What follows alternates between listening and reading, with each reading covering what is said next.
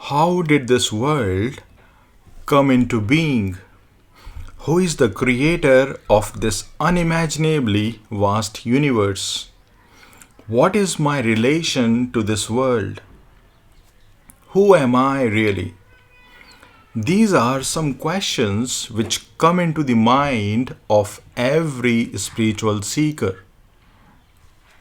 In this talk, I'm going to answer these questions. Let's take the first question. How did this world come into being? It came into being the moment you fell asleep. Just as the dream world which comes into being when you fall asleep in the waking world. Now suppose you have a dream in which you are asking your master, "Oh master, how did this world come into being?" And your master will surely say, "It came into being the moment you fell asleep." Isn't that so?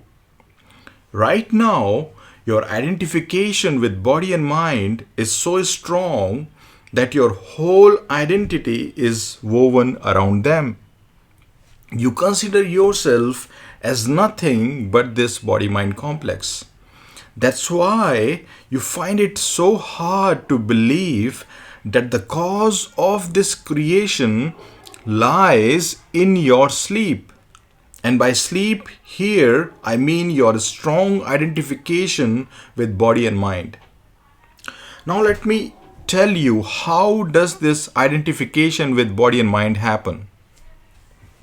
The one infinite consciousness that you are gets reflected in the intellect, which then gives birth to the sense of I in you. The one infinite consciousness becomes the I thought when it gets reflected in the intellectual sheath. And this I thought then identifies with body and other thoughts, which then gives birth to this unimaginably vast universe. So here is the answer to the second question. I thought is the creator of this unimaginably vast universe. The moment this I thought disappears, this world is nowhere to be seen.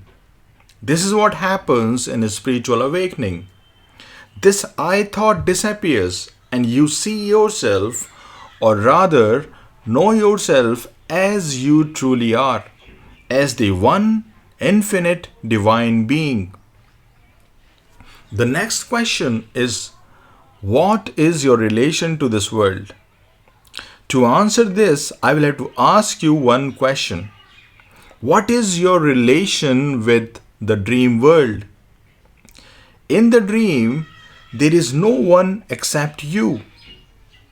Similarly, in this waking world, there is no one except you. It's you only, the one infinite consciousness, which is appearing as this, whole world of names and forms. The names and forms are infinite, but there is one consciousness, which is you behind them. And that is you, the real you.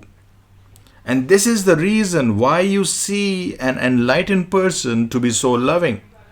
It's because he is seeing himself in everyone, in every creature, in the whole creation. It's not that he's trying to be loving. No, he is loving because that's his very nature. That's his very being.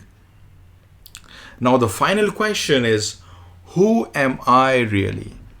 I think I have already answered that. In case you missed the answer, let me share that with you again. You are the infinite divine being who considers himself or herself as the body-mind complex because of I thought. The moment this I thought disappears, even for a fleeting moment, you would know yourself as the infinite divine being.